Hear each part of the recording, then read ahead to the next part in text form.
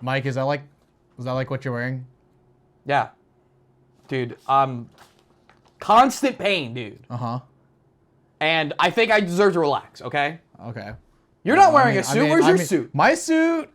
Yeah. Yeah, you're right. You're right. I'm not wearing a suit, but at least I'm like a little bit dressed up for the viewers, you know? Like, just all right, fine. Put a little respect on me. Yeah. We can't even do the full. You can't even commit to a full list of all the leaders, and you want me to commit to a full suit. Okay. All right. Well, that's what we're doing. All right, fine. Okay. Fine. Yeah, this is what you get. Okay. It looks handsome. It looks handsome. It looks good on you. It's the only one I got, dude.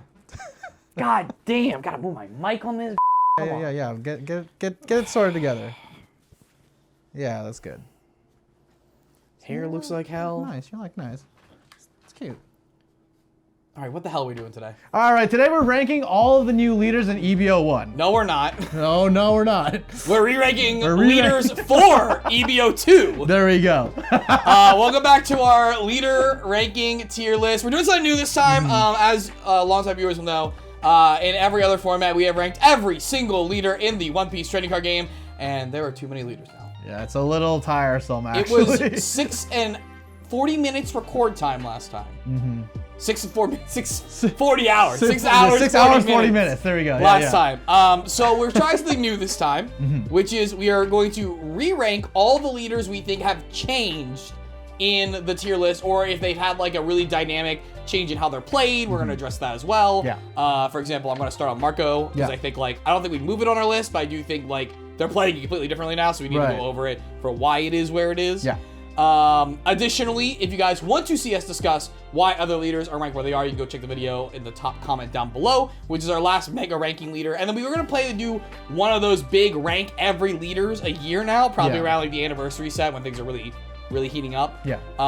But yeah, we got to figure out how to do that over the course of like 3 days. Yeah, we got to make it sustainable. It was a monster. Dude, I mean, we were both times up to like 2 a.m. shooting. Yeah. And it would get to the point where one of us were like, we should stop now. We're like, no, we can do this. And then we'd flip, and then be like, no, we should stop. No, I'm already here. I already committed. We're going all the way through, you know? Yeah, and a lot of the comments are like, I can't believe you guys are like talking about One Piece this long. And that's the cut down version, right? So like, we can't believe it either. Yes. So. But if you guys do not know, we rank decks in accordance with the tier list system. The tier list is as follows. Regional winning, which is decks we not just think can win a regional, but we expect to win the lion's share of regional. So more times than not, it's the best bet of your money. It doesn't mean the other decks on those lists can't end up winning a regional. It just means I wouldn't bet on it happening consistently. I wouldn't take this deck with the goal of specifically winning if I'm not looking for specific matchups. I'm just playing the whole field. Right. We got Top Cutting, which is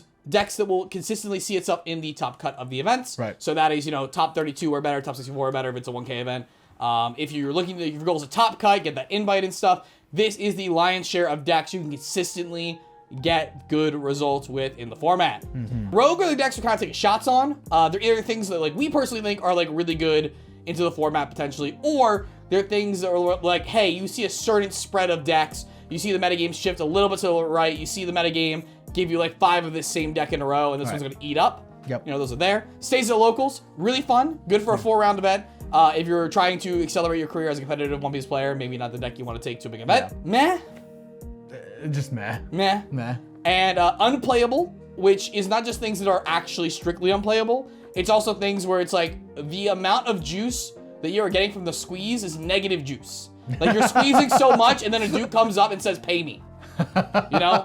Give me juice. It's I don't have juice. Go find some. You want me juice? So it's not necessarily hey, this is you can't do anything with it, but it's the effort you're putting in.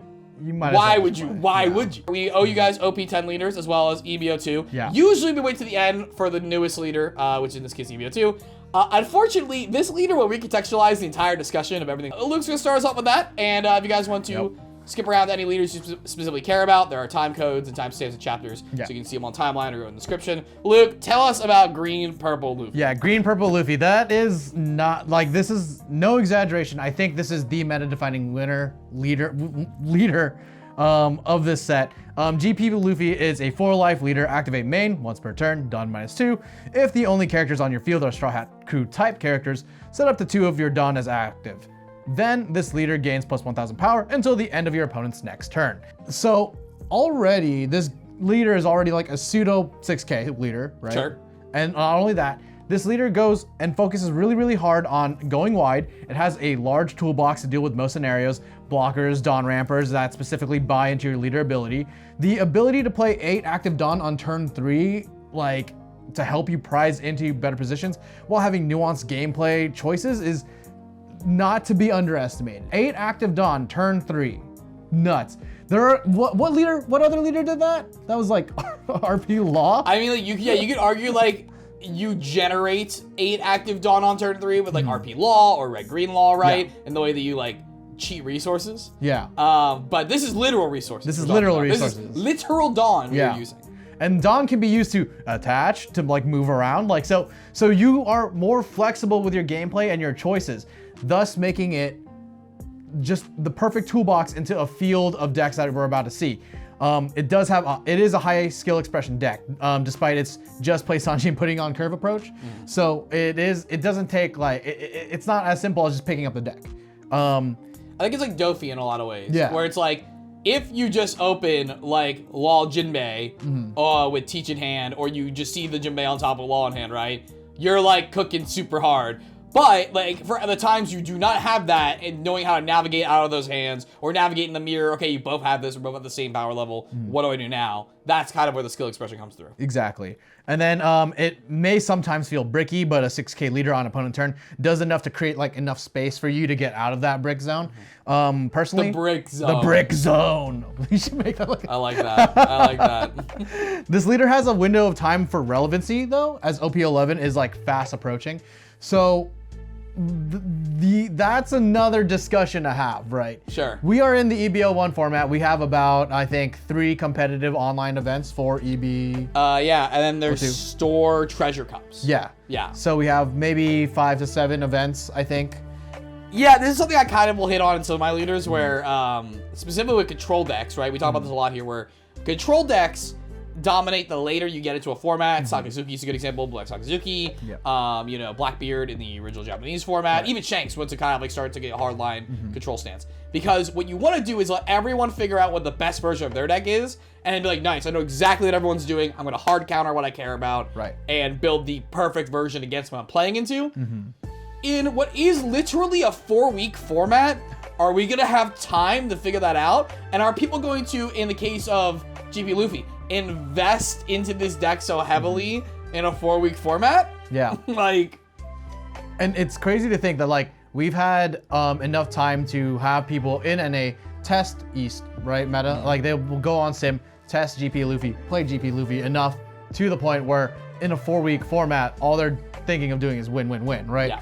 So unless, in my opinion, unless you're part of that bandwagon, it might be a little bit late. Gotcha. But that being said, there will be a field of GP Luffys. There will be some people who pick up the deck more naturally than others anyway. So you're gonna see them, they're gonna run amok, and like Mike said, all these control decks are waiting for basically what the field is gonna level out to be. Maybe we don't see as many GP Luffys because another thing that I'm seeing right now is that EB02 product is incredibly hard to get. There will be certain leaders who beat this deck. I think that there is a triangle format we are going to see in this meta. But I think I want to crown this the first regional winning deck and the deck to like the power scale is just so high on this. It is both a control deck go big and an aggro deck at the same time. It's like Doffy. It's like when you don't respect it, it'll just run you over. And then when you do respect it, it's like, cool, I got plays for days. Yeah. It's like, yeah, go ahead, swing at my board, it's fine. Yeah. The first thing I want to address actually is our only one that I think we're not moving, but I want to address, which is, as I talked about earlier, Blue-Red Marco. Blue-Red Marco is a 4-life leader with a Dawn 1 activate main ability. It allows you to draw a card, then place any card from your hand on the top or bottom of your deck, after which you'll give a character your opponent controls minus 2,000 for the turn. Now, recently, we've seen this deck start to evolve now, where it's kind of leaving the go big, partial Whitebeard package, partial combo deck into a Nikon Sanji package, and then flipping things like Rayleigh onto the board, right? And just go hard. And we're leaving that, and we're moving towards an animal package. Interesting. And that's going to be even more exasperated by the EB support coming out, which isn't like too much for this specifically in Blue and Red, but we're going to get into it a lot later with some other aggro leaders.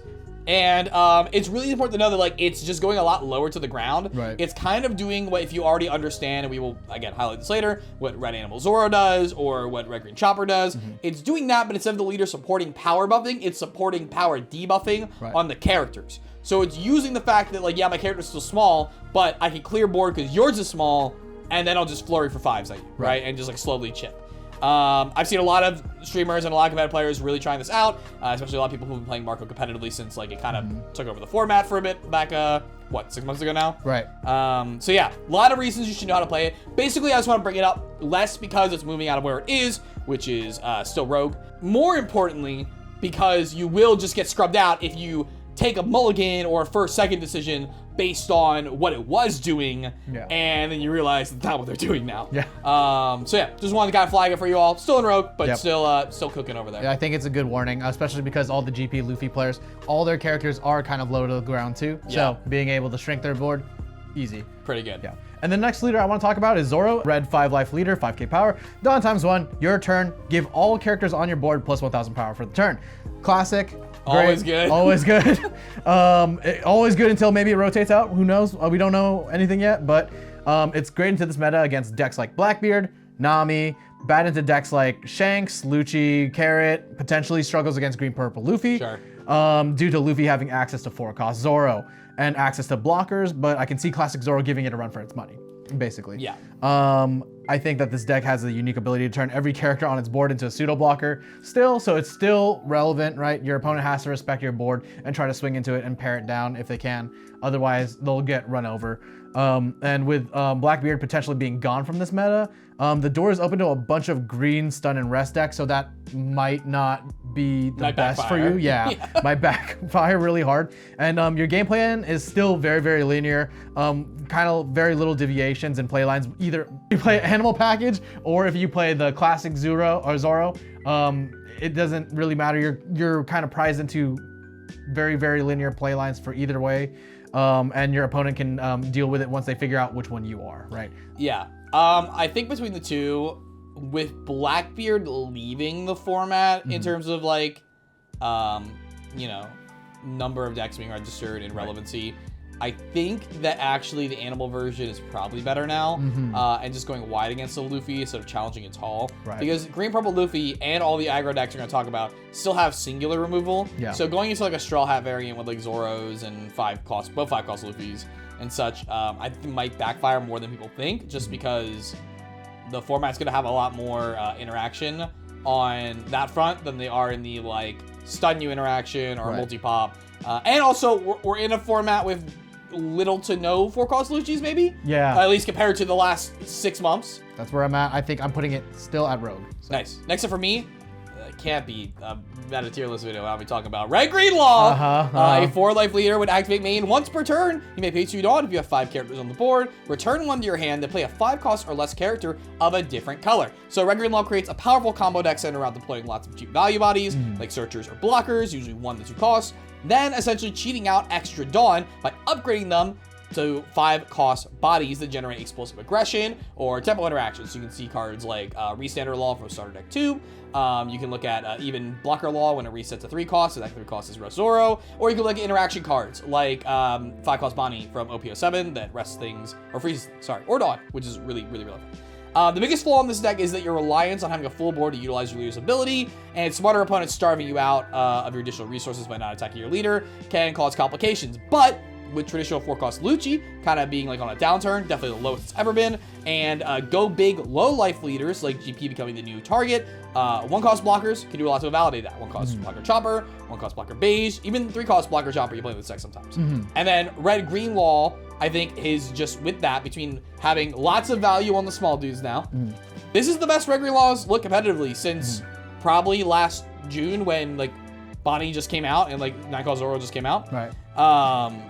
I think in general, like anyone that doubts it can outplay the body isn't familiar with its game. Like, just I kind of equate it to like, if you think just because the bodies are big and the resource value is good that it can just steamroll it over, you've never had a Red Green Law player or like any opponent just be like, I'll play Chump Blocker. Okay, I'll replace the Chump Blocker, play second one. I'll replace the Chump Blocker, play third one. I'll play Chump Blocker, play fourth one. And then also, you don't respect starter deck to restand Law's game. Like, that card is the reason Whitebeard could not beat this deck. And Whitebeard is an always 6k leader with 0 cost. Now, you can be like, Whitebeard didn't have Gum Gum Giant. Whitebeard drew extra cards off life and had 4 Rad Beams and 3 guard points and all this stuff. I do think the matchup is obtainable. And I think against the other aggro decks that are appearing in the format, there's enough interaction you can play with cards. Not necessarily these ones in particular, but like Nico Robin, Vista. You have a lot of red stuff you can power into with Blocker Choppers reducing, with Otama reducing, that you can really get around all those matchups as well. Yeah. So for me, I'm putting in a Rogue. I think this is one of those decks where, you know, you just like build for green, purple Luffy. You play a 9-round event, you play 5 to 6 of them, like assumably you will because the deck is crazy. And you could just eat them. You could just eat all of them. Also, you can just stall long enough to resolve a 9-cost Zoro. Like, that's super relevant. That could happen in this deck. And like I said, Freezer Bonney. Freezer Bonney, really big on slowing down low decks, stopping Luffy from curving out into being able to untap with Sanjis, to dropping their top bombs. Yeah, definitely respect this deck. Usually whenever we're on Law Watch, I always feel like you're a little bit coping, but actually you might be spitting this time, actually. Listen, I never, I will always ride for the deck, but I will never tell you something that isn't like explicitly untrue, right? Yeah. Like, sometimes I'm just identifying things that like, okay, how relevant are those things? Right. But this time they're very relevant. Yeah. So. I mean, like, power reduction pop is always really, really good, especially into that deck, because what they're focusing on is with Merry-Go cost additionals. So like, not power additional. Not power additional. So pretty good. Yeah, actually. and then like, you know, if we're talking about like, you know, you want to go wide with mid-sized bodies, like Animal, for instance. Yeah. Half the Animal deck is 4K. Yeah. You play an Otama, and the Vista pops it. Right. Easy. Sick. You ever have a Vista looped on you? No. You started playing after OP04. You don't know. We remember. we remember. Speaking of that Lucci, though. Yeah, OP07 Lucci. Lucci is a 5-life mono black leader. When attacking, you may. Did I say mono black? Oh my god. Yeah, I mean that's. Yeah, I mean that's true, right? Yeah, that makes sense, right? It's not incorrect. I guess that's fair. OP07 Lucci is a 5-life black leader. When attacking, you may trash 2 cards from the top of your deck. Give up to one of your ops characters -1 to their cost for the turn. I think this deck is coming back, Mike. Yeah. I think this deck is coming back in a big way. The cooks in NA have found their ingredients. Okay. And despite the bans, they've found a way to bring this leader back. So the ability to choose whether to strike down a huge body or multiple bodies will always be relevant, making it an easy option into multiple decks, into multiple fields. Blackbeard is a hard matchup, but with GP Luffy running around, we might not see as many Blackbeard. And the more GP Luffy you see, the easier it will be for you. Okay. The reason why is if you get put on second, right, it absolutely demolishes GP Luffy. And GP Luffy kind of wants to go first, right? So if you get put on second, you pre-play Kuzan on 4. It's the Kuzan curve. Yes. Yeah, and then if they played Merry-Go, and then if they pre-played Merry-Go, right, and then on their turn pass back after you play your Kuzan, they play Sanji Pudding, they Merry-Go it at 7 cost, right? That's still within threat range of the Kuzan. Show me the cock.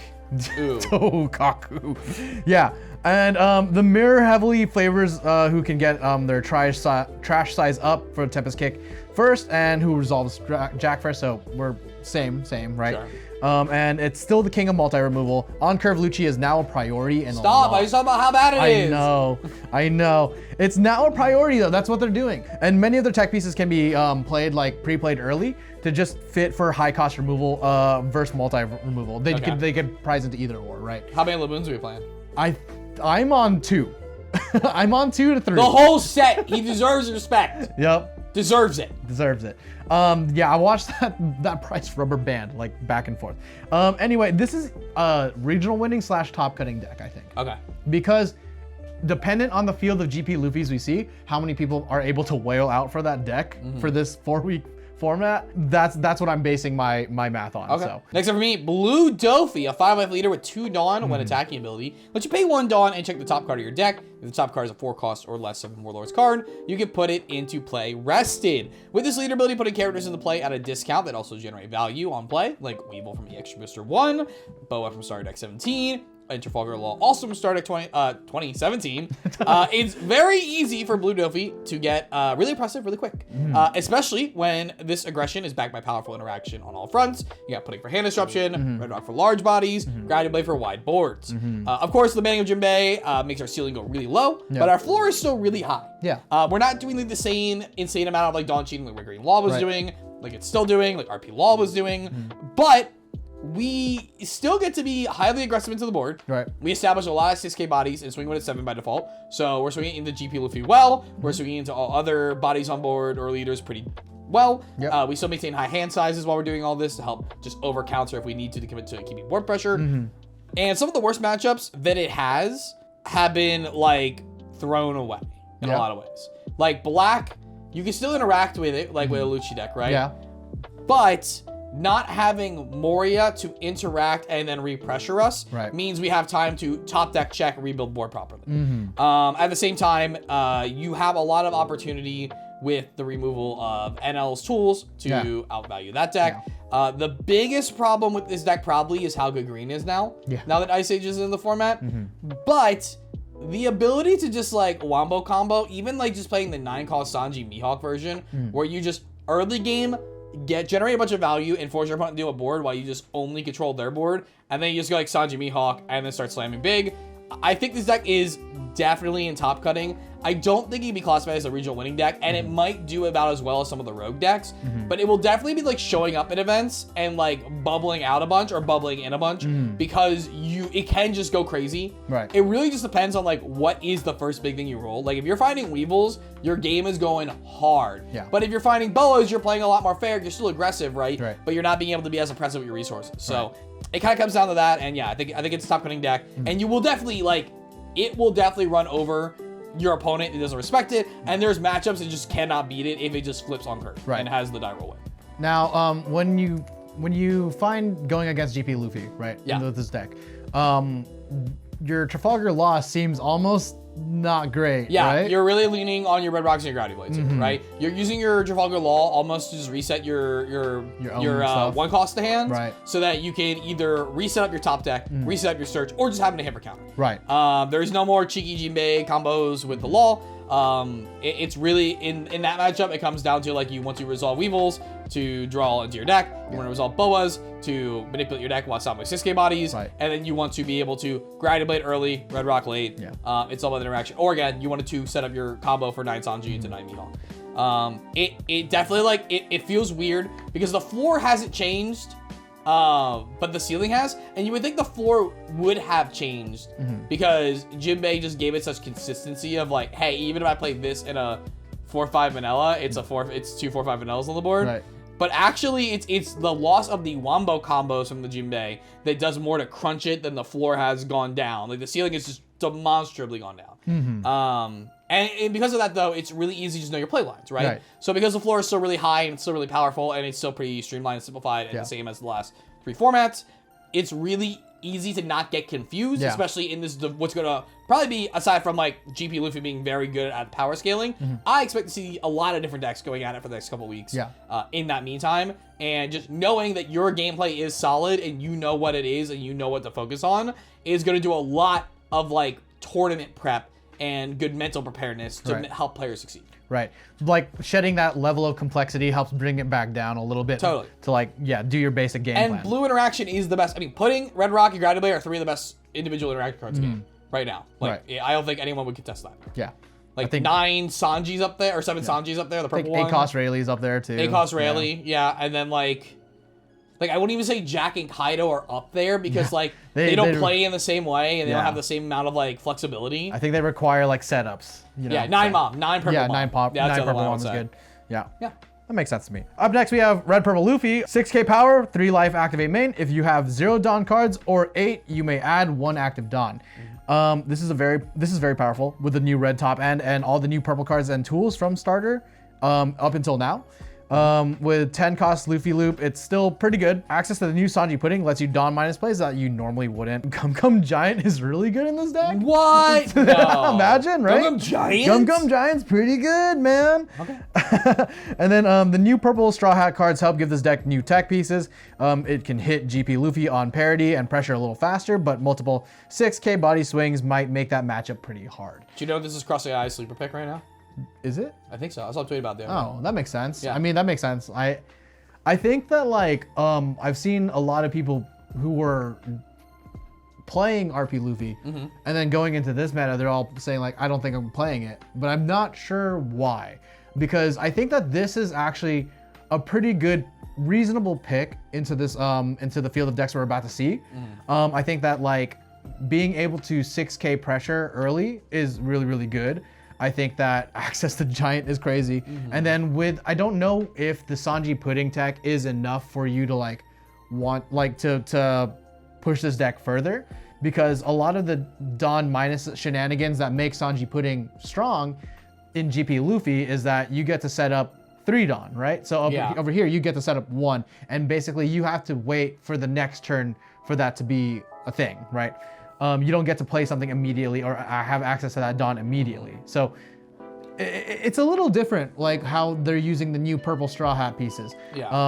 I think similar to purple black too, like in this format, it might just be correct to just power into a time walk Luffy. Yeah. And just try to like be like turn 3, turn 4, time walk Luffy. Yeah. And then, okay, start over. Yeah. And just be like, I have time walk Luffy crushing your board right now. Exactly. And like with GP Luffy not having access, or actually they do have access, but like not running it, I think that there's no way for them to remove it without Dawn committal, right? So that's pretty good. They have to like, they have to have the Rush Luffy untapped on board basically, and then just throw it out on it. And just, literally have to go ham on it. So, and that also puts them in a really bad position, because while they're having to deal with that, you get to do whatever you want, right? So you get to play Black Maria. So that's pretty cool. I think though, it is a rogue deck / at the top of stays at locals. I still think that a bunch of 6K swings at the same time, you're dropping a bunch of like 2Ks that you want to pull out instead of your 1Ks, because your 1Ks are important in this deck. So it has the Whitebeard curse of like, we're gonna just swing at minimum for it, and you're gonna give me Rad Beam right now. So I think like this is a good moment, a quick shout out, like any deck playing Black Maria. Like there's a lot of decks we didn't touch. Like for example, Reiju I believe is still in Rogue. If it's not, it should be. Because it's like, yeah, I'm an aggro deck, but also you can't easy KO my bodies, and then also, hey, GP Luffy, I have 8 Dawn. I have 8 Dawn. That's crazy. You're like, I could play the new Searcher Sanji. You know what? I'll swing for 5 with it too. I have all this Dawn. Why would I do that? Exactly. Yeah, I think there's like any deck that can play, like even like Black Purple Luffy. Like I don't think it's like inherently good. So the black tools are demonstrably worse without a card like Ice Agent Moria in the deck. Right. But like the fact that it can play Black Maria just kind of is like, I'll do it. It's such a great equalizer. And Rio Rata, Red Purple Law, what are you doing? Rio Rata it back. Bring it back so we can play full strength. Bring it back. Speaking of purple decks, you can play Black Maria. Purple Luffy is a 5-life leader with activating once per turn. Take the top card of your life card to your hand. Then if you control exactly 0 Dawn or more than 2, gain an active Dawn from your Dawn deck. With this Luffy, you can skip middle league turns 3 and 4 Dawn and accelerate into your 5 costs and Dawn minus abilities quickly, exactly where a purple deck wants to be. And since you're taking your own life for cost early in the game, and the card goes directly to your hand, exchanging 1 card counter on a leader attack from your opponent puts you resource positive and ahead on the tempo. Right. The way this leader is able to jump ahead leads and bounds in front of other decks until Green Purple Luffy came out. It lets you value such great cards like 5 cost Sanji, 7 cost Luffy Taro, or just early game backbreakers like 9 cost Mom and 9 cost Luffy ahead of curve. It's no wonder this deck has been performing so well to get popularity. I got my Nationals invite with it. I think it's very much like, it feels fairer than it is. Like you put it on paper and you're like, yeah, this seems fair. They're taking life and stuff. Yeah. And then you're like, oh, but then they have 9 Mom, and then they have Gum Gum Giant, and then they have Luffy Taro into Sangoro. If you don't answer the Sangoro, just the 1 attack draw a card is enough. Like 1 attack draw a card every turn, even if I have to discard 2 cards to protect it. Yeah. And on top with it is like so good. I'm having war flashbacks. You should be. Yeah. The thing is, with everything going on in the existence of GP Luffy, it's just doing like something exactly the same but better. Yeah. Like they're not running the same tools per se. There's a lot of crossover, but it's not running the same tools in the same game plan. It's running a different game plan of purple ramp. Right. That purple ramp exceedingly outplays the purple Luffy leader, especially when you have a 6k base leader attacking into you that you have to attack into. And then by nature of green purple Luffy existing, the Ryzen aggro decks to counter it also can really eat at purple Luffy. Right. So it's kind of getting the worst of both ends. Yeah. But overall, I still put this as rogue because like if I'm actually looking at the power of it, it is on that level. It can still do it. I just think that it is a perfect example of rogue where it's like, it can do it, but I think the conditions on the ground that I expect at the top tables are going to unfortunately be out of its favor. Right. Yeah, I think so too. That makes sense to me. Up next, we have BY Luffy, 4-life leader. It is a yellow-black 4-life leader. Your face-up life cards are placed at the bottom of your deck instead of being added to hand. Don ×2, activate main, trash 1 card from your hand. If you are at 0 life, add up to 2 characters with a cost of 5 from your hand or trash to the top of your life cards face up. In the hands of players who know how to play him, it will always be an insane deck. Jonas, Tolsty. Yeah.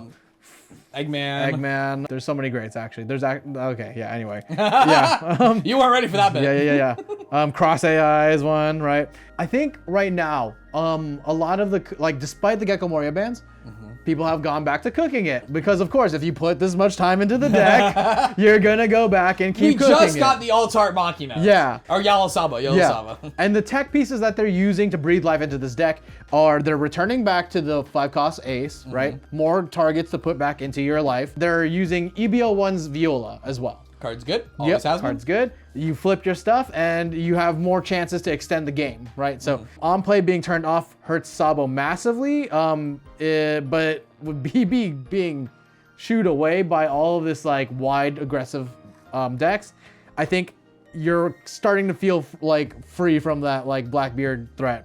So yeah, and there's nothing more punishing than when your opponent attempts to starve you, and then the response isn't just like taking a life with a flop or whatever. It's all Sabo, kill your thing, establish a 6k, go to whatever threshold I'm trying to get to. Yeah. There's nothing more backbreaking. Yeah. That being said, this deck is still kind of bricky again, still. I think even more so now that you don't have access to Moria, so you have to have turns where you smartly play out the babies and awaken them. So that's still a thing to watch out for, and it's even more in this iteration of this deck. And with the rise of the new Lucci, Sabo Loop is very, very strong. Okay. And in the GP matchup, cost-based removal in the way of Rocket Luffy is unfortunately pretty hard to pull off with Merry-Go +2 costing Sanji putting anything on your board. So do we have any like tools they're leaning into to help like recur babies from yard, or is it literally like, okay, we're down to just the babies we play as we play them? I think there are. No, I think it's actually just like you're just hoping and just pulling them and keeping them, right? And you're using EB01 Viola to just like extend your plays to make sure that you have enough in your hand. So I think I'm putting this in Rogue.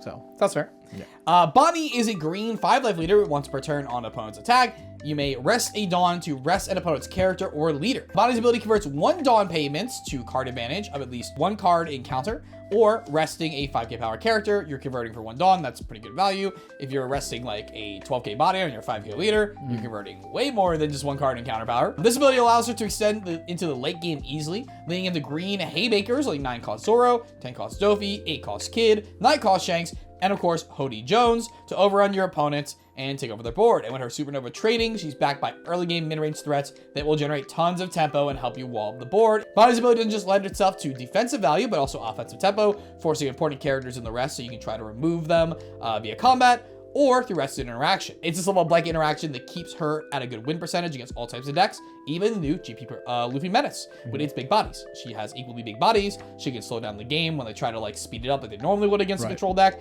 And then obviously resolving bodies like Shanks and Doffy that directly interact with the board as you establish things to combat them is really good. Like Gecko Moria and Ice Age out of the way, Bonney is back on top once more and is really, in my opinion, a top cutting deck of the format at the very least. As the format goes on, we could see her become more regional winning.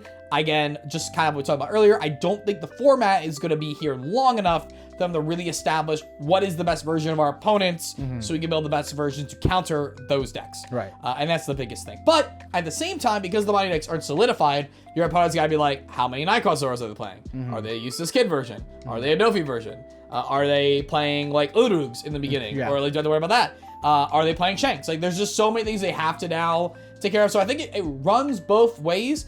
And I also think that, like, Black has had it, so good for so long that there's a lot of people who don't know how to deal with a deck like Bonney that, like, weren't around during, like, Green Eustass Kid meta way back in the day, where Green could just run unchallenged like this because there's no huge Black production, there's no Kingdom Come. Even if we're on a Kuzan plan, we're playing the leader that can rest the Kuzan, and really slow roll it out. And obviously, again, some of the best tempo cards in the game. We got Carrot, we got Bonney, we got the new 7 Bonney as well. We can test with.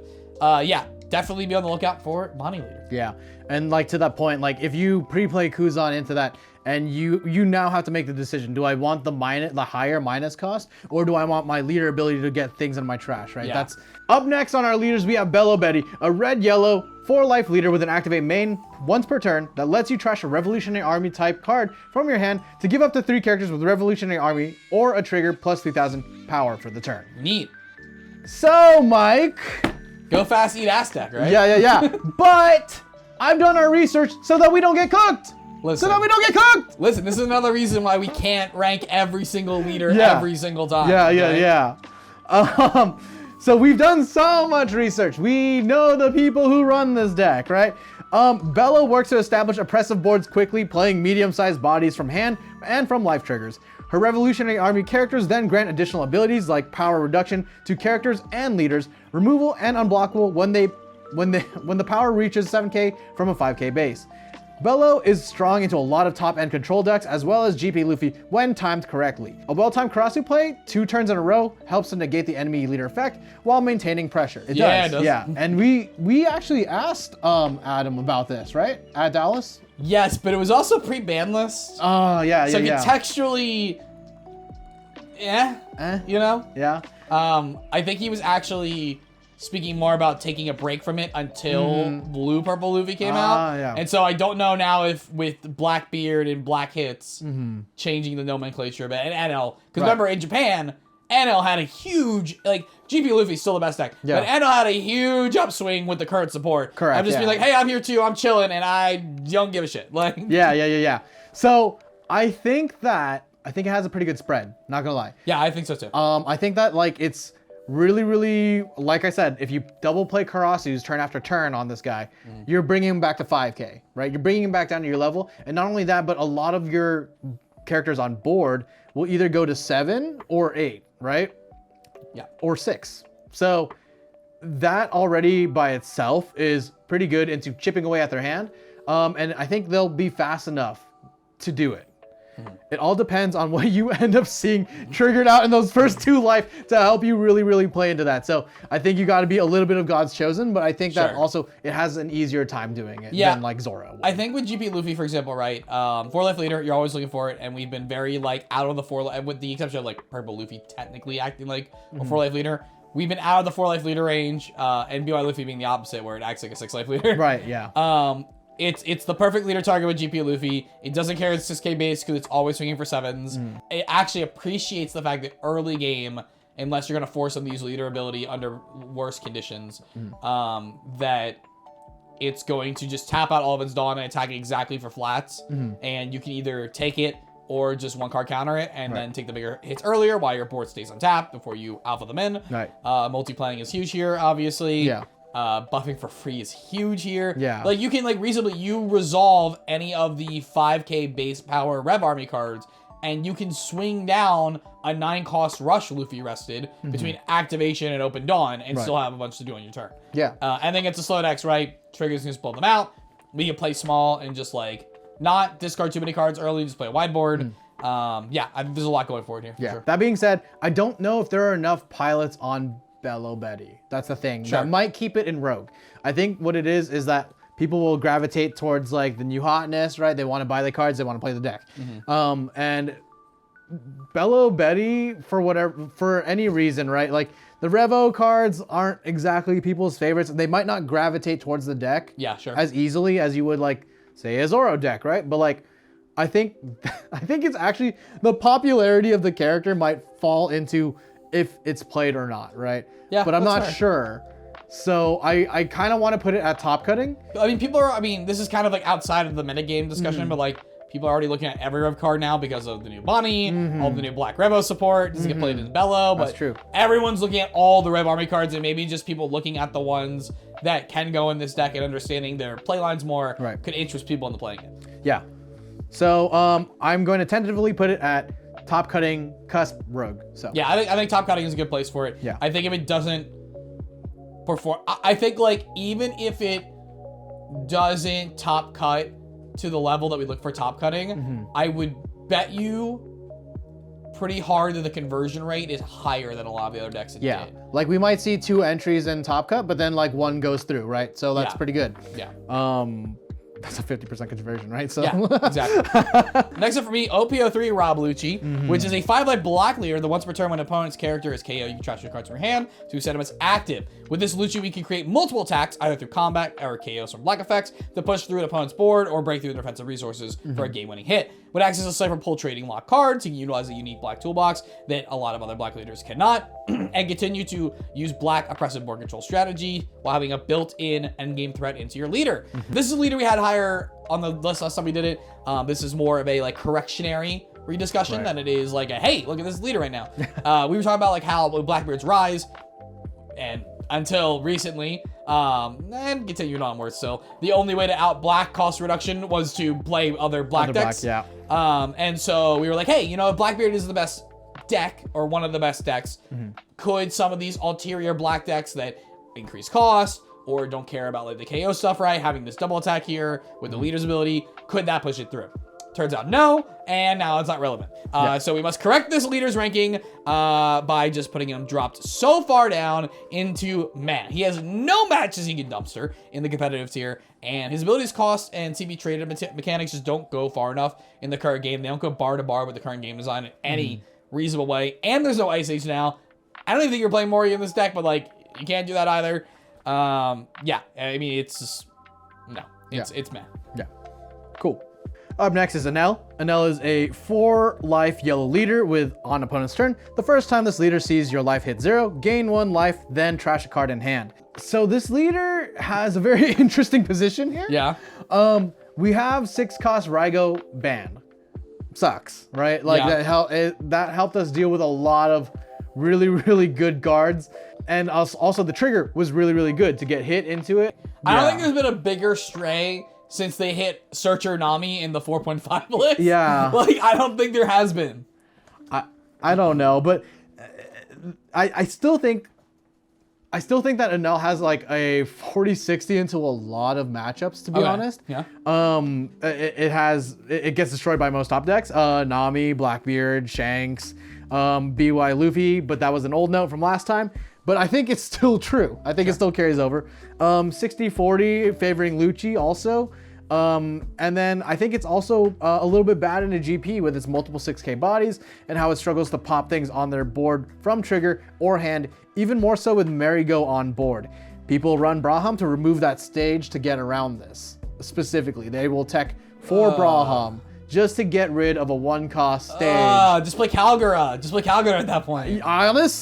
Honestly, I think Calgara is the better Sky Island package leader. The new EB02 Sanji though can help with card draw and can be played off of EB02. 4-cost event. Without your help, I can't become king of the pirates. Counter up to one of your leader or characters gains plus 1,000 power during this battle. Then if you have 1 or less life cards, play up to one of your yellow Straw Hat character crew type cards. God, that's a mouthful. Yeah, Jesus. Play one of your yellow Straw Hat crew character type cards. Yeah. Or Sanji with a cost of 5 or less from your hand. This works like an aggressive Shirahoshi without trigger. That Sanji is also a blocker. So you can go ahead for 4, play a Sanji out on your opponent's turn, have a blocker up, draw 2, trash 1, and then re-add your life. What's the counter you get off this? Plus 1,000. So, like, I don't know if I like this. It's bad, but like you're literally doing it just so that I don't think it's bad. I think it's techie. I think it's a tech piece. Okay. But like being able to play off of your opponent's swing on their turn, pretty good. But that's also why we have trigger effects from life, right? Trigger on play bodies like Satori, Frankie, right? And I think that this deck still stomps Zoro and other low aggro decks. but has a little bit of a struggle against Reiju. So, Okay. but Raigo being removed makes like four cards in your deck. What do you do with them, right? I guess you could put a Maru, but I don't know if it's enough. now. Yeah, for sure. But Card like, is good. but it's just the removal of that Raigo, right? Because all of your kill triggers are all 5 costs. So 5 costs or lower. Yeah, sure.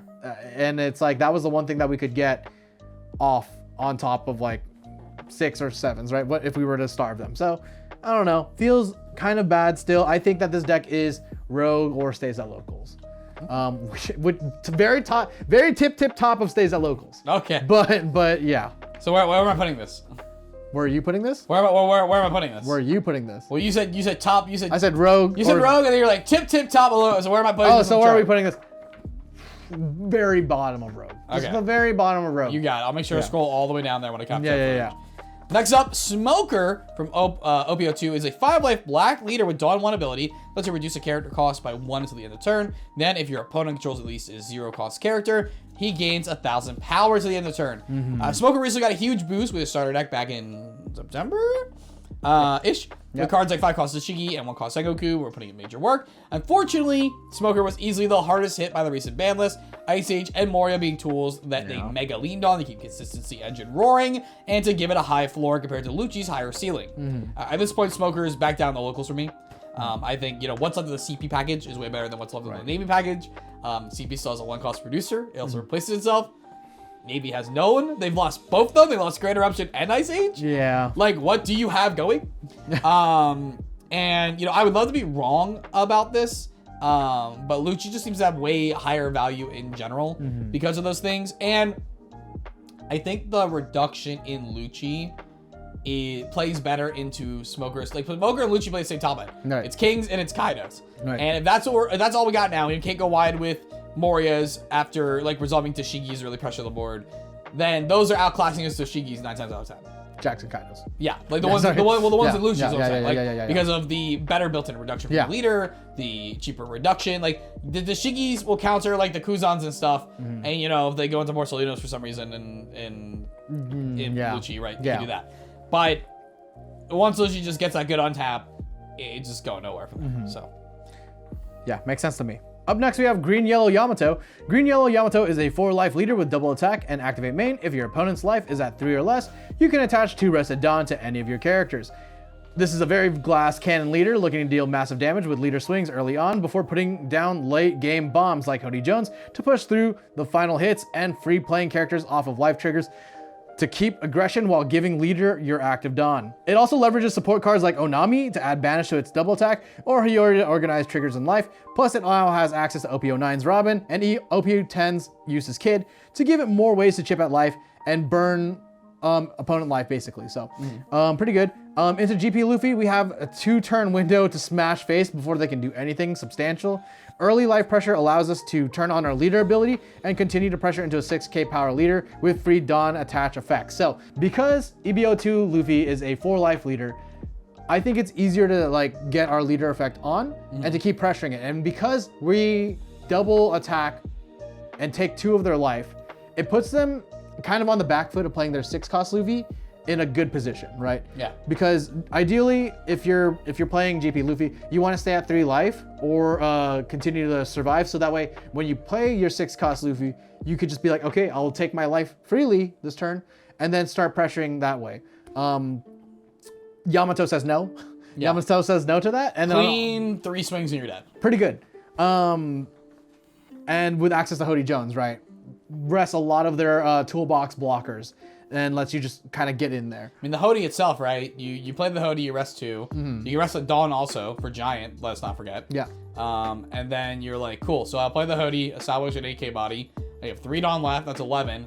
Activate leader ability, that's 13 with no Giant up. Yeah, I think it's really good. I think it's pretty good. I think it's rogue.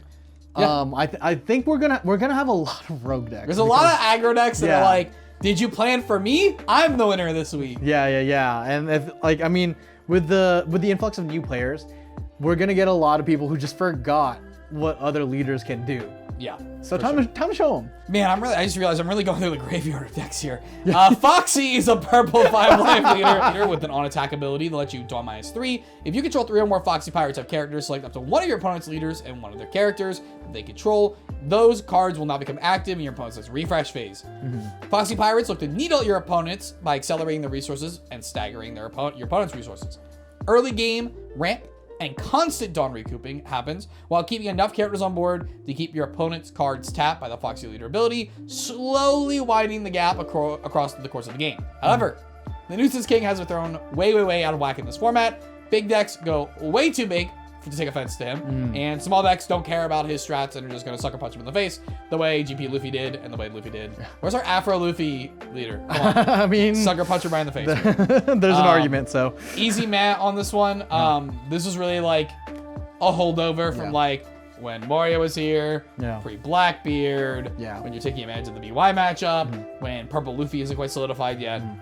And there are just better ways to stall the game now, too, right? Yeah, so it's just like, I think this is the first time we put in Matt. Like it's always been a stay at locals, and I just think, and it's funny because it just got support. It just got the 2K Foxy, which does nothing. It's just, I mean, getting our 2K traded is nice. It's kind of cool, but yeah, easy math. Yeah, easy math. Yeah, that makes sense to me. Up next, I have Green Uta here for you guys.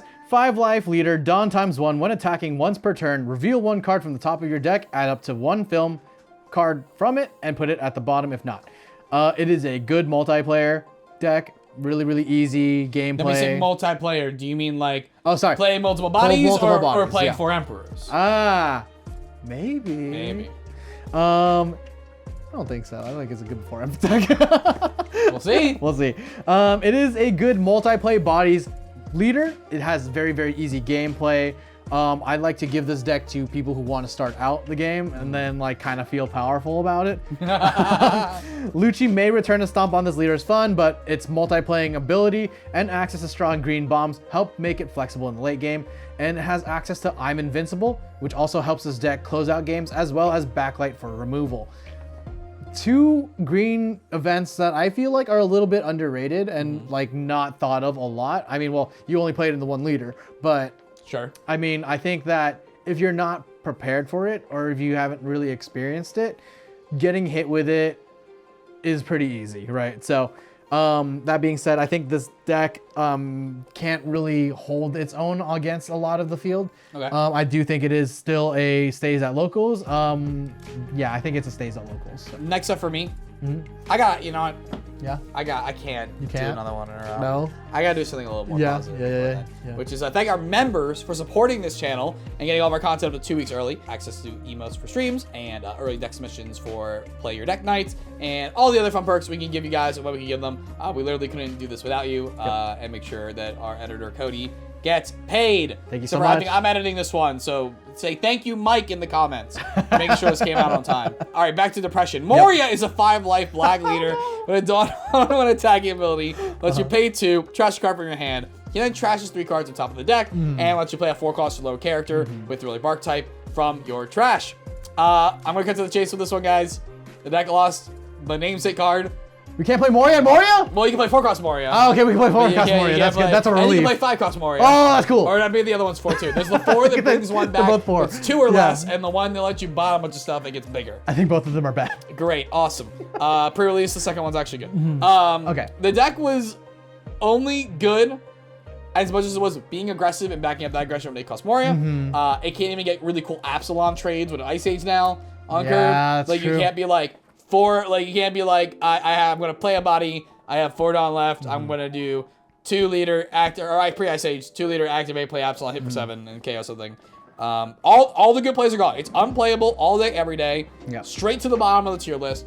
Rip to the 1 Scud. I love these so much, and let's move on. Just no juice. Just literally again. I will take that. No. It's mine now. No juice. Exactly. Yeah. We pay them now. Up next, we have Carrot. 5-life leader, activate main once per turn. If you have a Minx, rest up to one of your opponent's characters with 5 or less. She is a Unplayable, right? No. Actually, I'm aware. like, with the new EB02 Carrot that lets you play out Zoe and access to new Smoker / Cavendish shenanigans. Wait, hold on. You're underselling it. It lets you search for Zo and play it for how much time? For 2. Yep. Yeah, pretty good. I think that this deck has some legs to stand on. Perma resting a wide board. Elephant legs. Yeah. Sorry, it was right there. I had to go for it. It's kind of crazy how big those legs. If you really think about it. Have you seen them legs, chat? You think the mangrove trees are long, dude? Dude, I don't know. It's kind of scary how big Zo is. But anyway, perma resting a wide board for turn over turn is annoying. It also hits every GP Luffy character, even with Merry-Go cost additives. And electrical loot. Really quick. I was looking up something. No pants Cheshire Cat. What? This is a force of will card. This is a force of will card that I was like trying to look up really quick. Okay. I typed it in my Google Doc by accident. Anyway. Interesting. Yeah. My wrong burgundy ass had to read that really quick, no matter what. Back to the point. Electrical Luna is a hell of a drug. Lucci will gatekeep this deck, however. Blackbeard would too if it survives the GP Luffening. But doesn't it just like create triangle? Isn't that fine though? Because Carrot beats GP Luffy, or I guess we're saying GP Luffy doesn't beat Lucci. It's not a triangle. Yeah. It's not really a triangle. It's just like 2 decks that could beat GP Luffy, but then the one deck that does beat GP Luffy gets trounced on by the thing that like. Never mind. Don't listen to the words I say. Listen to the cards I play. I do think it is rogue, however. Okay. I think you might see a couple in top cutting because enough cooks have started the cooking. The chefening of it. So I think we'll see it. I wouldn't be surprised to see it in a regional winning list or in top cut. So Robin is a 4-life purple-yellow leader with the keyword Banish. She also has a when attacking effect that lets you trash a trigger card from her hand to gain a rested Dawn to the board. While Banish is an exciting keyword for a leader, we do wish the leader had a little more life to naturally utilize it over the course of the game. But we can make up for that with yellow heal, like cards like 9-cost Yamato and 10-cost Ace. With us also being incentivized to run high trigger density to get our leader's effect the most value possible. We get a lot more value from our life across the course of the game, typically. And with the addition of OP10's Yellow Kid, this deck has really found a foothold. It gets a bigger body out earlier. It also lets you do filtering, and filtering specifically for the only non-Luffy leader that can play this card, Gum Gum Giants. That's fair. Which, as we all know, is a card that shouldn't exist. Even EB02's new NL could find room in here. I doubt it with the format speed and not having rushes too much. But I can see the justification. Yeah. Because you just get to heal every turn. Yeah, it's really good. She does not want the cards in hand once we're up there. She's like, take the cards, give me the life. It's way easier that way. Yep. Overall, I think she fits fine into the rogue category. You'll definitely lose to the skill check of that deck if you don't know what her curve is or what she's doing. And she will also be like swinging high, like into like GP Luffy, for example. Like you're just gonna swing high the whole early game with Banish, so you just eat resources. That's all you do, and then you play things as big as them, so your things are protected and their things are not from counter. Yeah. So I do actually think like there is a favorable matchup there. I even think against Black with Lucci for the same reason. Like there won't be early time to develop things on board, so Lucci won't really get to do it. You can play Kuzans and stuff, right? But it doesn't get to do those like mid-game interaction elements it's really looking for. And then it's like, cool, I just ate a bunch of your life with Banish, and now I'm gonna play this kid and need another one, or I'm gonna play 6 Robin and need another one. And then I'm gonna establish these huge bodies that like you don't have Ice Aces and remove now anymore. I think it's like rogue, but I definitely it's definitely like both a skill check and has a good slew of favorable matches. That makes sense to me. Then play it. Yeah, I mean maybe actually Banish is really good. It's not my deck. Blackbeard is a 5-life leader that prevents you from using on-play effects, and an activate main that lets you trash a card to prevent your opponent from using on-play effects for a turn cycle. Blackbeard doesn't get much support until the new starter decks come out, but the new Shiryu and OP10 has certainly helped the deck a lot. I'm like deathly afraid that like when this is scheduled to go live, that those before decks it goes live, start getting like. I'm definitely afraid they're getting revealed like Friday. Or like this weekend. They might because they started rolling out the OP11. Yes. So I'm like definitely afraid like this will be up and people will be like, guys, what are they talking about? Yeah. Because people don't understand that you shoot content before you put it up unless you just do stream content where you stream it and it's all pre-made and you don't want to edit it at all. You just go, boop, it's up. Just give us some grace, guys, okay? It's not a Belo Betty thing this time. So, Blackbeard severely cracks under wide bird pressure, swing pressure, and with GP Luffy being those things, Yep. It has a hard time weathering the storm without proper removal pieces.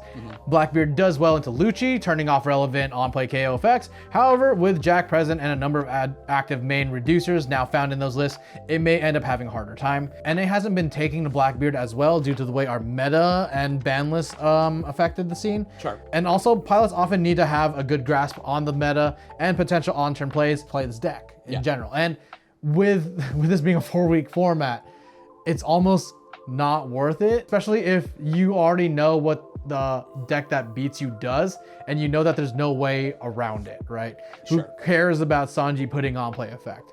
Like all of those effects are activate main, except for 4-cost Zoro. That's an on-play. The effects that matter are activate mains. Even 6-cost Rush Luffy is a when attacking. So, it's a rogue deck. I'd say it's a rogue deck. Yeah, I mean, it's got...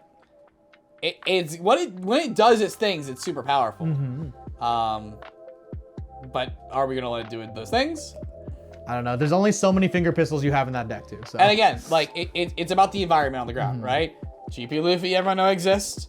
To beat GP Luffy, you have to be big and fast and small and fast, and big can beat Beard, and small fast can beat Beard. Yeah. So it's kind of like Foxy, where it's getting like punched from both directions. No, Foxy's just bad. Next up is Black Luffy from starter deck 14. Black Luffy from starter deck 14 is a 5-life leader with Dawn 1, give all your characters +1 to their cost. Then while the Dawn is attached, if you control a character 8 cost or more, this leader gets 1,000 extra power. This Luffy leader looks to out the opposing cost-based removal decks by slightly buffing your character's cost, while trying to establish itself as a 6k based leader on both offense and defense, demanding more resources from your opponent each way. The powers deck is predicated a lot on how good generic black cards are, but there's also some really cool cards exclusive to this deck that are good.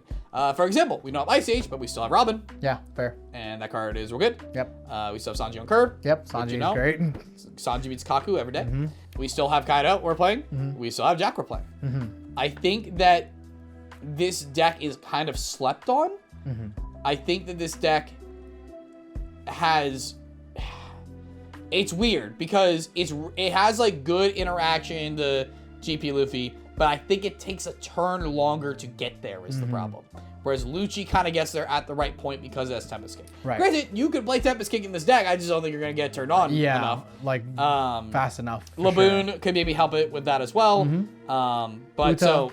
Uta's yeah, pretty good, I mean. Yeah, Uta's good, but I don't think it's enough reduction, I think, on the curve, and it's not selectable. So I think I'm going to end up putting this card into locals now, but I could see, especially if Lucci takes on more percentage share, and then that cost boosting on your side actually matters more aside from just turning on Robin.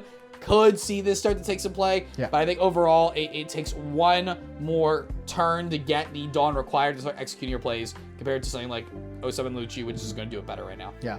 It might be just too slow, right? Yeah. So up next we have Shanks, 5-life red leader. Once per turn on your opponent's turn, give an opponent's leader -1,000 power during this turn. Yep. Shanks control will be more prevalent in the meta that seeks to populate bodies, since Merry-Go only affects the cost of a card, not the power. Being able to remove bodies on board as they come out while pressuring a leader at 6k, and being a pseudo 6k leader yourself feels strong until there's 3 swings at 6. Being able to survive 3 6k swings will be the name of the game.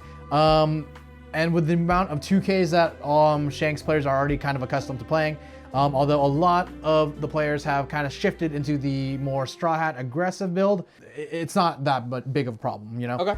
With Shanks not necessarily having to worry about Blackbeard, it may be a good time for its control variant. Pilots will still need to make a ton of micro decisions to be competitive with this deck, but I will say it is rough. It is so rough into GP Luffy. I don't know if playing the control variant or the Straw Hat variant is enough to tackle that problem. I just remember Hongo real good. Hongo real good. Yep. Until they play 4-cost No, Zoro. Hongo real good. Hongo real good. Here's good. And here's Hongo. Real Hongo good. real good. That's real good. Anyway. It's actually real bad. It really hurts. That's I'm sorry, bad. I'm sorry, bad. I think that this leader though does beat Lucci a lot of times, especially if you're running the Straw Hat variant. So okay. I want to put it in the triangle. Actually, I think that this is part of one of the triangle pieces for this meta. So GP beats Shanks, Shanks beats Lucci, Lucci beats GP. Yes. Okay. Yeah. Cool. I think that's the triangle right now. So for that, I'm gonna put in top cutting. So, Yeah, I think it's super fair. This deck is showed time and time again, even when the version we thought was the best can't win, there is a new version to dig into and redevelop it for the format. Yep. I feel like I talk about a deck being good. Thank God. Red-Green Chopper is a 4-life leader with activate main once per turn ability lets you attach 1 Rested Dawn to up to 3 different Drum Kingdom or animal-type characters. With this ability, Chopper is looking to build a wide, aggressive board with cheap bodies and those subtypes while getting to leverage their Dawn 1 abilities or Dawn 2 abilities at a discount or easier rate than normal. All right. Luke, please get me 3 tickets to the zoo because the brand new EB02 support is crazy. In a vacuum, the new Chopper, Chopper Man, and the new Chopper, you just look at them. Yeah. Not the most impressive thing you see. But it's mostly how they work to extend decks, which is something we debated a lot about rating the Chopper Mon. Right. For our EB02 review. Yeah. And on the end, I tame that like the card itself is not good, or it's not like a super high scalable card in the power rankings. But when you just have so many of this similar piece in a deck, and they just kind of not literally go infinite, but it feels like they go infinite for what one piece does. It gets a little silly. So let's just spell it out for you right now. All right, Chopper Mon can play the OP08 Chopper. Right.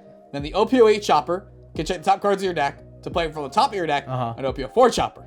And then the OP04 Chopper can play out a 3K or less animal from hand. You just generated 4 bodies on board from nothing. For 5. Yeah. Yep. That's pretty plus, with Green Straw Hat getting a Searcher with the new Nami and a Railgun with Gum Gum Giant Pistol, you have all the ingredients for a lean, mean, red-green machine. I think this deck just clears top cutting, just barely gets in there. Yeah. I think the aggression is really good. It's like the leader itself isn't even that good as much as like you can play the green and the red pieces together and it still does partial Zoro stuff. It does enough. If you boost 3 of your stuff and then you get this whole toolbox, you're like, you know what? Zoro, you've done enough. Stay in the minor for a minute. I got this. If this does fall to Rogue, I'm not surprised, but I think if we're just justifying the power level and matching up to what we believe is going to be the conditions on the ground, I do think this is top guy. Yeah. I think that's very fair. That's really funny. That's really funny. What's more funny, that assessment or that Red Black Sabo is a $50 leader again? For the first time since pre. Yeah. I bought one for 22 at Pasadena. I had one at 18. Let's go. Up next is Red-Green Luffy. Speaking of $18 leaders. Yep.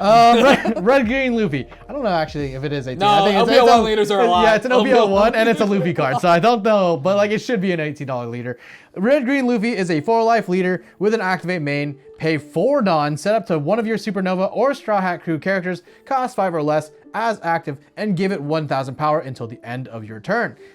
A couple of new tools in EB02 breathe some new life into this leader. Access to 2 Nami searchers feels big, but the 4-cost Zoro definitely helps your game plan of dealing with opponent board while allowing it to stay. 7-cost Jewelry Bonney is also a restandable Supernova that allows you to set up Dawn at the end of your turn and stun characters on board, but I'm not super sure how impactful that is. Sure. Generally. Chopper Mon plays in here with the ammo package. True. Yes. Chopper Man? Chopper Man. Chopper Man, yeah. I'm thinking Digimon. No, it's Sentai. Yeah.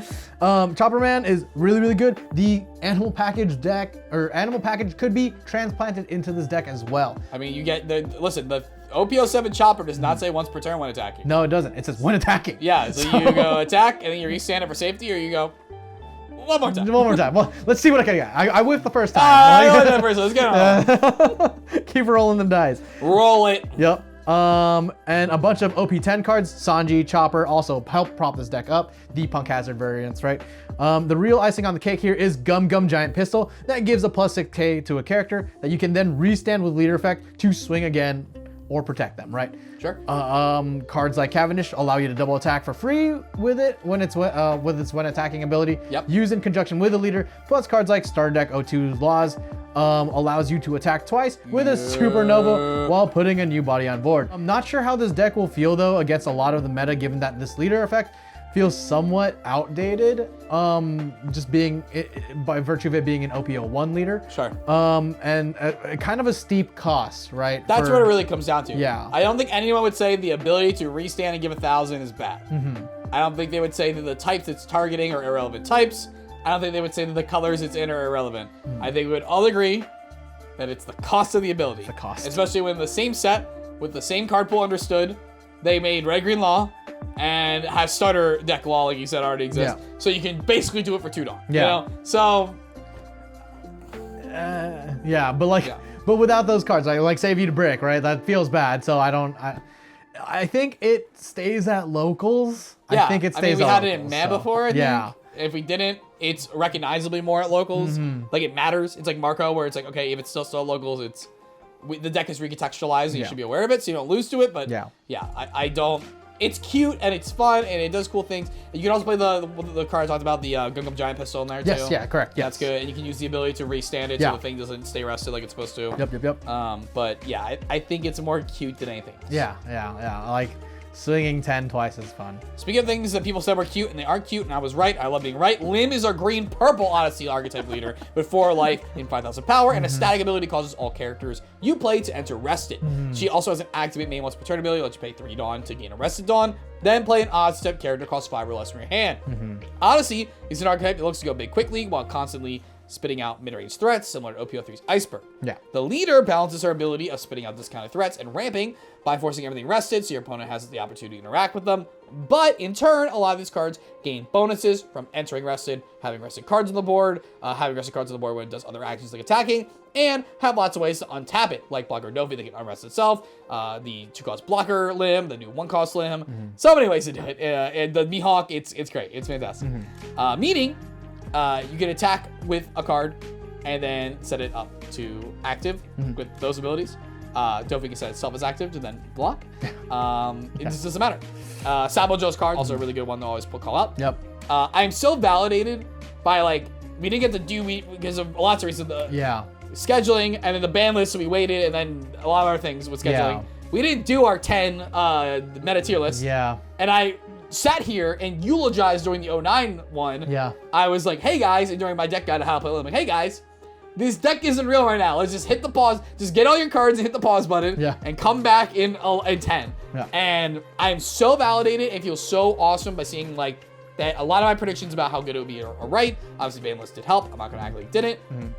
But then also, things that I talked about that I think were PowerPoints being ignored were also correct. And now we've seen a lot recently in the top cutting with a more, like, mid-rangey deck that feels more akin to, like, a Red Green Law kind of scenario. Spending a bunch of 5 costs over and over again.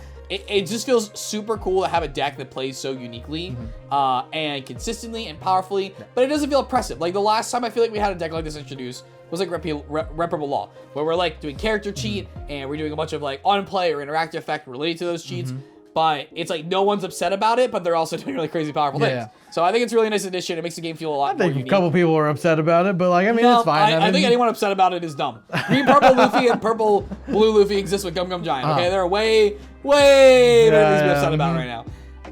The deck can also still drop bombs, right? So we're talking about that, but it can still drop 8-cost Kid, 9-cost Shanks, 9-cost Zoro, 9-cost Mom, 9-cost Luffy, and 10-cost Doffy. Just scary. It presents the year 1 problem of playing against Whitebeards, where you don't exactly know what they're packing, right? Right. It's like, you sit down for a Whitebeard player in year 1, you're like, what is in this deck? And you sit across with a Limb right now, you're like, are they going big? Are they going mid? Are they going mid with some lock? Are they going mid with some, like, high hit with a Shanks or something, or a Doffy? You just don't know. And you gotta be ready for all of it. Just try to read your opponent. And on top of that, you just don't know what Limb does, right? So, like a lot of people. I mean, listen, if you don't, you're bad. Okay? No, you're not bad. You're just not trying hard. I can't quite make a value call on how this deck is going to develop into GP Luffy and the environment of the aggro per se. What's nice is that it can go bar for bar with the ramp and then spit out bodies that can attack into 6k leader, which is really good. A lot of 5/6s in there. 9-cost Shanks, really good at popping. Doffy freezing up board is really good. You can't force things rested though, so, like, they can definitely play around it. I think 9-cost Zoro might just still be the best one in there. In this new environment. That being said, I'm gonna happily put it in Rogue. I just think that the environment is a little too unstable, even though it's kind of like closer to a combo deck, because it's trying to go big. It is more of a control deck because it cares about which pieces it plays in the mid range to get it to the late game, and then what the payoff is. And I think the uneven distribution of decks and data is going to really mess with that. You can just obviously play the one where they're more aggressive with the mid range, just be like, I'm an aggro deck. But I think just saying I'm an aggro deck and not tooling completely will undercut the actual true power of this deck that we can see. And it also feels good to see you validated by the universe when you got like 4 of the audios in front of us, or is it 4 of the limbs in front of us in Dallas? So, I mean, 4 limbs, 2 audios. There you go. And I kept them all. Yep. Up next is Red Purple Sugar, 4 life leader, end of your turn. If you have a Don Quixote Pirates type. We're finally into the ones we owe them. Yeah, we are. Oh, We're 10 finally liters. in 10. We're finally in 10, guys. We're doing it. We're doing it. We're not late. Late for being early. Yep. End of your turn, if you have a Don Quixote Pirates type character with 6,000 power or more, set up to one of your Don cards as active. On your opponent's turn, once per turn, when you activate an event, add up to 1 Don card from your Don deck and set it as active. This deck is a deck that revolves all around counter events and outlasting until the late game when you have more endgame bombs. With access to EB02, 6-cost Secret Luffy, this deck also has the ability to uppercut out of nowhere while still being able to ramp back Don when necessary. Has potential to safeguard out of GP Luffy, wide swings with how many events it runs. Worth noting is that a lot of their on-play effects do not care about equal to or less than. So when fighting GP Luffy, it doesn't have the same problem as GP Luffy mirror matches do. It can ignore the amount of Don it has and continue to free ramp out of Don Quixote abilities. Okay. Yeah. May simply fold against removal decks is one note here, and it's very true. Yeah. So a lot of your stuff is kind of mid cost. So 5, it's a very easy number to delete is 5. All it takes is a Kuzan swing and a Brook. So it has the potential to win if it can ramp fast into late game or stall out into late game. But the deck may not be consistent enough as your searches with both your top end and your events. Okay. So that's fair. And also a thing to note is when you play events, they go to the trash. So unless you're playing oh my goodness, Senior Pink. Sure. Unless you're playing Senior Pink to recur your events back, it's a little hard. It's a little rough. But the good thing about Senior Pink is that when he plays on board, he turns on your leader ability. So that's one thing. It's the first time I ever heard the words, but the good thing about Senior Pink is yeah. ever uttered it's usually just Senior Pink is good. No. No? No, I think there's no who's playing these cards right now? I meant as a fan favorite character. Oh, I'm a hater. I'm a hater of Senior Pink. Oh, really? I think that shit. I think that shit's bullshit. I think deadass the fact that people like Senior Pink when he's literally the villain is of his own story is crazy. Like, I think that's a self-commentary on society and the way we've oriented our brains more than anything else. I think it's because he's trying to live up to it, I think, in a way. But then he's didn't. He made himself the victim. He created a victim narrative around himself. He's like, now I'm doing this. I'm dressing as a baby for my wife because I lied to her and did crime. I don't know if that's what his voice sounds like. I know it's vaguely Italian mobster, you know. But no, it's bullshit. No, Senior Pink is an awful character. He's the villain of his own story. The fact that Frankie respects him is the biggest L Frankie's character has ever taken, and I will stand on that business. I might not. So anyway, he continued to do crime. He continued to do crime. To support his his wife though, right? So let's do the thing that got her here. Brother. I guess that's fair. I think I gotta go reread that to argue this. So, anyway, this is a rogue or stays at locals. I think it's more stays at locals than it is rogue. So I'm just gonna put it in stays at locals. That's fair. Yeah. Usopp is a blue-black Dressrosa leader with 4 life, and 5k power. He features a static effect that increases the cost of all Dressrosa type characters, costs 2 or more by 1, and he also has a once per turn ability on your opponent's turn. If a Dressrosa card you control will leave the field from the opponent's card effect or is KO'd, draw a card if you have 5 or less cards in hand. This leader uses the speed of Dressrosa's Ace stage card, Coretta Coliseum, and combined with Blue's bottom decking and hand interaction, plus Black's cost reduction, to really drive the game state forward fast with good bodies on board and good interaction on all fronts, dumping as many of the cards as possible out of hand onto the board, forcing your opponent to reload your hand when they mitigate your board, or just get run down. Right. Powerhouses like 7-cost Rebecca, spitting out 7-cost Heroes, plus any number of other smaller value card, really puts the pedal to the metal. However, this deck is one of the ones to really, you have to just full commit. You have to full send the whole time. and losing 8-cost Moria to really make sure you can keep that aggression gas going over and over and over again. Losing Ice Age to let Zoro 4-cost snipe some things up high that like really help mitigate those decks, especially going into a green-purple Luffy meta. I think really sets it behind in that regard. Also, just kind of go back, right? So they want to pressure you enough to force you into hitting the board when they have very few cards in hand after spinning through the board. But green-purple Luffy with the 6K body and the Axis Gum Gum Giant and the cards on board, it can just kind of like trade counter out with the stuff you play on board and continue to just force your life without making you draw cards. Yeah. And then the aggro decks can also do the same going wide and fast and small. So I feel like this is another thing that suffers really hard from the ban list as well as really hard from conditions on the ground. And because of that, I'm going to say it stays at locals. Yeah, GP Luffy says to Blue, Black, Usopp, there's no way you could ever beat me. Yeah, it's just not possible. It's any zombie all over again, you know? It's just canon, Yeah, it's just two dudes on a beach having a fight, you know? Well, you know how you do. Yellow Kid is a 5-life leader. End of your turn, you may turn 1 card from the top of your life cards face up. Then set up to one of your supernova type characters with a cost of 3 to 8 as active. That character gains blocker until the end of your opponent's next turn. People are seeing roguelike success with this leader, and even in 10, right? Even in 10. The leader lacks on play removal or any removal if you want the deck to stay consistent. Very much prized into the Supernova's type. Burn decks like this work well against late game control like decks, but will fold to multiple swings early. Your leader ability sort of saves you from this though, as you'll be able to block her up. However, most of those blockers can be gotten around with Zoro, just like how you said for Usopp, or locked down with Electrical Luna. And with Lucci back around, we'll struggle to keep a board. Just like how Blue-Black Usopp would fold to GP Luffy, 4-cost Zoro loops and stuff like that. Yeah. I think that this deck kind of suffers the same, and I don't know if it has the breathing room to start playing those life burn cards, right? Yeah. Having to choose whether you want to heal that turn or burn life that turn and advance your state is hard. And like making sure that like you have a blocker up is even harder, I think. So I'm actually putting this at Rogue, stays at locals, but I think it is more stays at locals. I think the reason why I keep hesitating on Rogue stays at locals is because I think it can.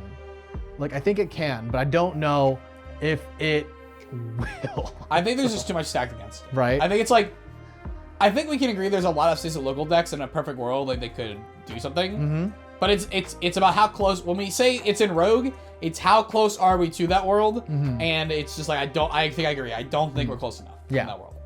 Yeah. That being said, congratulations, Or, on your top 64 with Yellow Kid, so.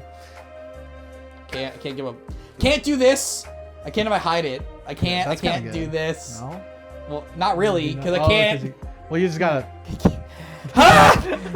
Green Red Smoker is a 4-life leader, dual color with 5k power, and an on your opponent's turn ability that buffs all your Navy and Punkcaster type characters by 1k power. And an activate main ability once per turn, lets you set 2 Dawn as active if you control a character 7k power or more. Right. This is Green Purple Luffy, guys. Come on. Green Red Smoker looks to accelerate multiplying cards early by generating large body characters that work with your leader, untap extra Dawn, and then allow you to play body plus interaction in a turn or multiple bodies.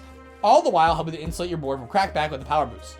This deck plays a very great mid-range strategy. It can be full steam ahead, super aggro, smash, or it can wall up, interact early, and then once it's time to turn on, start slamming, taking away a lot of chunks out of life after it's drained your resources and your board. Unfortunately, I don't think the bodies and the interaction pair well into what I generally expect to be played in this format. I mean, Mulligan's still great. Playing a 7k blocker with the chopper is still great to slow things down. Right. I just don't see it cracking enough. I think what they're really missing, like, Smoker obviously needs to be a 5-cost for what it is, that character. It needs a Smoker level card in the 4-cost category, I think, to rival something like GP Luffy. And then against other aggro decks, like, I think we already established, you want to go wide with mid, you don't want to go wide with small, and you don't want to go fast with mid, unless you're like playing like Shanks control and that's your early game plan, right? You want to be in a position that you can go wide and mid 4k, 5k bodies, and the chopper blocker just isn't going to get tested that early. You're going to lose a lot of life. You do get, again, the Gum Gum Giant event, which is like really good, Giant Pistol, but I don't know. I just don't. I think there's a will, like, because the West defined this deck a lot more than Japan did. that we'll see a lot more of these pop up. But I think if it has to do it more, the actual tangible breakdown of the deck, I don't see it being that great. I am just going to put it in Rogue, though, because I think just being an aggro deck that's well-tuned in this format is enough to give you a chance. Yeah. Especially the aggro decks that are relying on bodies that can hit 6k later. Yeah. So. And the plus 1000 on opponent turn also helps protect your board just a little bit, right? Yeah, so. It's in Rogue, but I definitely feel like this one is going to be one of the ones that falls to the wayside more. Yeah. I remember in earlier... I also want to say... Yeah. And this isn't a flex. It does sound like a flex, is no other way to say it. I've not lost to this deck. Like, I have played at regionals, I played at store champs, I played it at locals, I played it at box tournaments. I've played it in official matches that aren't locals at least 13 times, and I haven't lost to it. I had played a ton of times on Sim. I think I lost to it like twice on Sim when I'm playtesting decks that like I'm straight playtesting, but never in like I'm playing my deck. Yeah. So I've lost to this deck a lot, but never in an official like outside of locals higher echelon type of tournament. So I feel that. But I do remember earlier on in Japan, EB02, when they first started going out, that there was a lot of RG smokers taking the GP fight. I'm not sure how that ended up playing out till the later, but we'll see. I think we'll see. I think that had to do more with all of this is obviously value judgments we're making. I believe that had more to do with the conditions due to the lack of ban lists at the time. I think Smoker, for example, has a good matchup into Enel was doing. Right. I think Smoker had a good matchup into the other aggro. Like, Smoker is an aggro deck that survives better with Ice Age existing than a lot of other aggro decks. Or with being incentivized to play Moria. Like, Belo Betty folds the more Morias exist more, right? In the format. Because they just throw all their removal at it early, and then you multiplay the board, and then they multiplay kill your stuff, and then they have a big board, right? Yeah. With Moria. Yeah.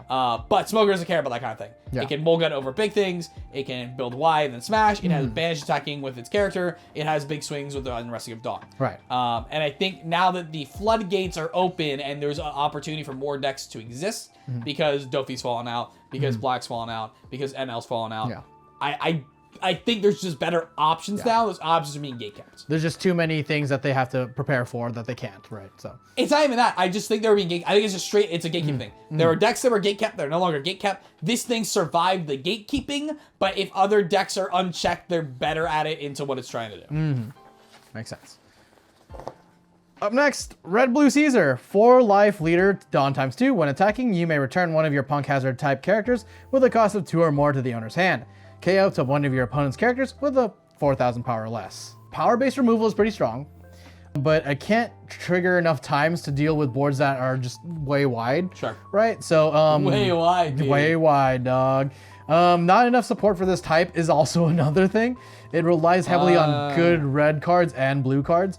You might be able to get away with it since it has access to Gravity Blade. Okay. And Red Rock, etc. And we talked about blue has the best interaction. Putting Gravity Blade Red Rock is the best single card interaction in the game right now. Unironically, the only 3 blue cards that you would shove into this deck. Not joking. And then you might be able to, your match up is wholly dependent on your ability to remove while simultaneously defending.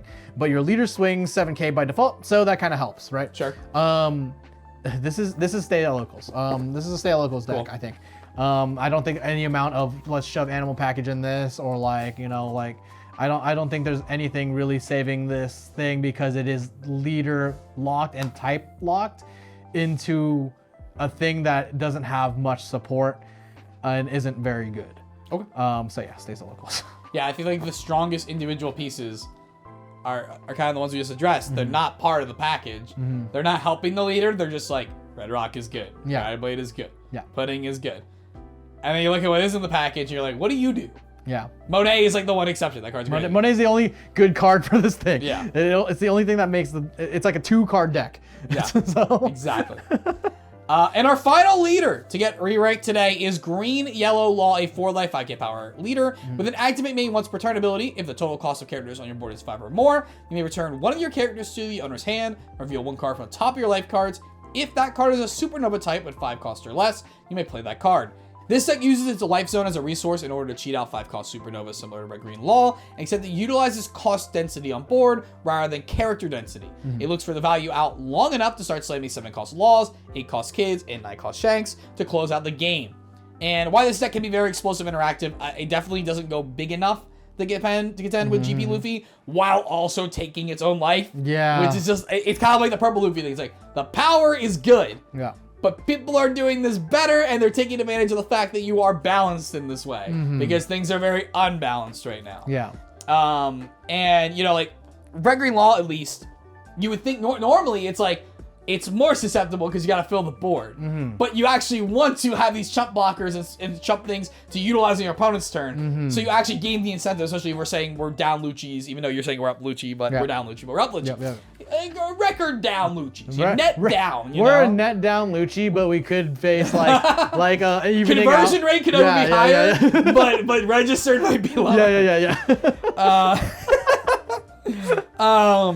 Yeah, and so for me, this deck doesn't stay at locals. But I want to flag green Supernova Body Starter deck coming out. Who knows? Who knows what can come out? Yeah. It's just really cool. It's kind of also similar to Black Luffy from earlier, where I feel like it just takes one turn too long to develop into what everything else is doing. Yeah. That's impactful. Yeah. So. Yeah. And like naturally takes one turn longer. So that's the thing. Like like not to account for like even your opponent just spacing you out on their gameplay, right? Stalling the gameplay out in their favor. So it's even just curving. Yeah. And that, ladies and gentlemen, is our new re-ranked tier list for EB02 format. We will be back sooner than you'd imagine. June? OP11 comes out in one more shooting 4 weeks. When this goes up, I think about 3-ish weeks. We probably will not do a recheck-in to use data. We usually try to check in midway through the format and be like, hey, what's the data say? There will be not be enough data, and there will not be enough time. Yeah. So if you have comments, opinions, as the format goes on, you find this video, please let us know in the comment section down below. Always have the Discord open for you guys to chat with us and chat with each other to discuss this stuff. We'll be back again in 4 weeks with OP11 meta re-rank. Yeah. In the meantime, good luck getting your EB02 product. Yes, and if there's any leaders you guys wanted to hear us talk about, but we didn't, they stay in the same place they were before, you should go check out the tier list video that's linked top comment and pinned in the description, and you can go use the chapters down there and jump to the leader you want to see. Thank you guys so much for supporting us, and we'll see you guys on the next one.